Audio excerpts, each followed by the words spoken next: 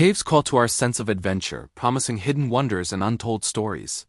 But beneath their silent, stoic beauty lies a world of immense danger, where a single misstep can lead to a horrifying end.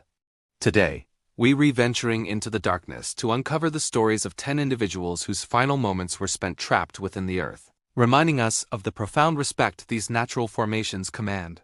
These are some of the most harrowing and painful cave deaths ever recorded. Our first story takes us to Nutty Putty Cave in Utah, the final resting place of John Edward Jones. In 2009, John, an experienced caver, was exploring a tight passage known as the Birth Canal. He pushed forward, hoping to find a larger chamber, but instead wedged himself upside down in an unmapped 18-inch wide crevice. For 27 agonizing hours, a massive rescue team of over 100 people worked tirelessly, using a complex system of ropes and pulleys to try and free him. At one point, they nearly succeeded, pulling him up several feet before a rope anchor failed, dropping him back into the tightest part of the fissure. The prolonged inverted position put immense, unbearable strain on his body. Ultimately, John succumbed to the pressure, and the cave he had hoped to explore became his tomb. The entrance was sealed to prevent any future tragedies, a permanent memorial to a life lost in the deep. Next, we travel to Mossdale Caverns in England, the site of a tragedy that claimed 6 lives in 1967. On a fateful June day, a group of 10 experienced cavers descended into the notoriously complex and flood-prone system. While a team of 6 explored deeper, a sudden violent rainstorm unleashed a torrent of water into the moors above. The cave, acting as a natural drain, filled with terrifying speed. The water rose, trapping the 6 explorers in a passage known as Far Stream End. They had no escape. The force of the flood was so immense that it took days for rescue teams to even reach the area. When they did, they found a scene of unimaginable horror. The cavers were discovered huddled together, having been overcome by the rushing water and hypothermia. Due to the extreme danger of recovery, their bodies were left within the cavern, and Mossdale was sealed, a solemn tomb for 6 adventurers. The story of Floyd Collins in 1925 is one of America's most famous and tragic caving incidents. Collins was trying to find a new entrance to the Mammoth Cave system in Kentucky, hoping to create a tourist attraction. While exploring a narrow crawlway in what he called Sand Cave, a 26-pound rock fell, pinning his leg.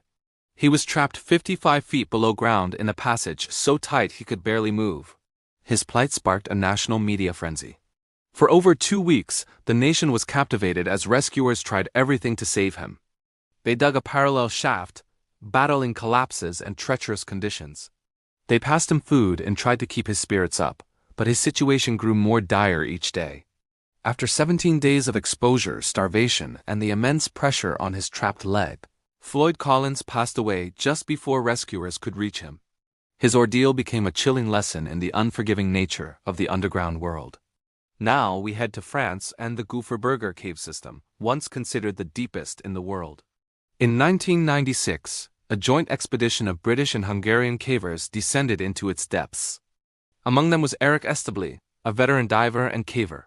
During the expedition, a sudden and massive flood pulse, a common danger in this system, ripped through the cave. While most of the team managed to scramble to safety in higher passages, 2 cavers, Nicola Dolimore and Istvin Torda, were caught in the deluge and tragically swept away. Eric Establi, another experienced caver on a separate trip in 2010, would later face a similar fate in a different cave system, the Grotte de la Dragonnière. He was exploring a submerged passage when a mudslide trapped him, cutting off his return. A massive rescue effort was launched, but after 8 days, they were forced to concede that he could not have survived. These incidents are a stark reminder that even the most skilled experts are not immune to the sudden, violent power of nature underground. Our next account is from Plura Cave in Norway, the scene of a technical diving tragedy. In 2014, 2 Finnish divers were exploring the deep submerged cave system. During their exit, one of the divers became entangled in his own line at a depth of over 110 meters. His partner tried to help, but in the process, also ran into fatal trouble. Both perished in the icy dark water. A rescue and recovery mission was launched, but the extreme depth and complexity of the cave made it too dangerous, and the operation was called off. However, the friends of the fallen divers refused to leave them behind. In a highly controversial and unsanctioned mission, they returned to the cave and, at great personal risk, successfully recovered the bodies of their friends, a testament to their bond but also a stark illustration of the perils of deep cave diving. In 2007, the caving community was shaken by a tragedy in a cave in Wisconsin. A group of 4, including 2 experienced cavers and 2 novices, entered a complex cave system. They went further than planned and became disoriented. As they tried to find their way out, their lights began to fail one by one, plunging them into absolute terrifying darkness. Panic set in. In the confusion, the group became separated. One caver, trying to climb what he thought was an exit, fell 25 feet. Another succumbed to hypothermia and exhaustion. Miraculously, 2 survived, but only after spending nearly 2 days lost in the cold and the dark. The incident highlights a critical rule of caving: redundancy. Always have multiple light sources and know your limits. When the lights go out, the cave becomes an entirely different and infinitely more dangerous world. The story of Peter and Stephen, 2 brothers exploring a cave in the UK, is a heartbreaking tale of a simple mistake with devastating consequences. While navigating a tight squeeze, one brother became firmly wedged. His brother tried desperately to pull him free, but he wouldn't budge. Panicked, he went for help. When rescuers arrived, they found the trapped brother in a critical state. The pressure on his chest was making it difficult to breathe, and hypothermia was setting in. Despite their best efforts, they were unable to extract him in time. He passed away while still wedged in the rock, his brother forced to endure the horror of knowing he was just feet away, unable to help. This tragedy underscores how quickly a fun exploration can turn into a nightmare, and the psychological trauma it leaves on survivors. Let's return to the United States, to a lesser-known but equally tragic incident in a Tennessee cave. A young man exploring alone descended a vertical shaft using a rope. At the bottom, he explored the passages before returning to ascend. It was then he made a horrifying discovery. His rope was gone. It's believed that his knot had come undone and the rope had fallen down a different, inaccessible shaft nearby. He was trapped at the bottom of a pit with smooth, unclimbable walls. He had no way out and no way to call for help.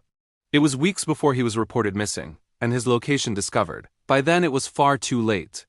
He had succumbed to starvation and dehydration, alone in the silent dark. His story is a chilling reminder of the importance of checking your gear and never, ever caving alone. Our 9th story comes from Australia's Cocklebiddie Cave on the Nullarbor Plain, a vast arid region. In 1983, a team of cave divers was pushing the limits of exploration in the submerged sections of the cave. During a complex dive far from the entrance, one of the team's most experienced members, a man named Hugh Morrison, ran into trouble. He became separated from his guideline in zero visibility conditions, disoriented by the silt kicked up from the cave floor. Panic is a diver's worst enemy, leading to rapid breathing and quick depletion of air supply. Despite being an expert, the absolute darkness and loss of direction were too much. He was unable to find the line and his way back to safety. His body was recovered by his devastated teammates, a somber end to a groundbreaking exploration.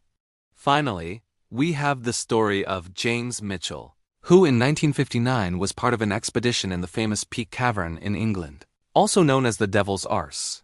The team was attempting to navigate a submerged passage, or sump, called Far Sump. Mitchell, an experienced diver, went through the sump but encountered difficulties.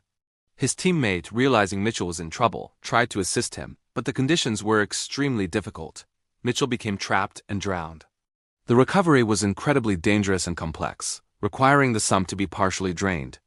The incident served as a severe warning about the risks of cave diving in an era when the equipment and techniques were still in their relative infancy. It highlighted that even short, submerged sections can become inescapable death traps. These stories are not meant to deter us from exploration, but to instill a deep and abiding respect for the wild spaces of our planet. The darkness of a cave holds both beauty and peril, and those who venture into it must be prepared for both. The individuals we've talked about were explorers, adventurers, and dreamers. Their tragic ends serve as solemn lessons, written in stone and silence, reminding all who follow to tread with caution, preparation, and humility. Thank you for joining us on this somber journey. If these stories resonated with you, please consider liking this video and subscribing to our channel for more explorations into the known and unknown. Stay safe and stay curious.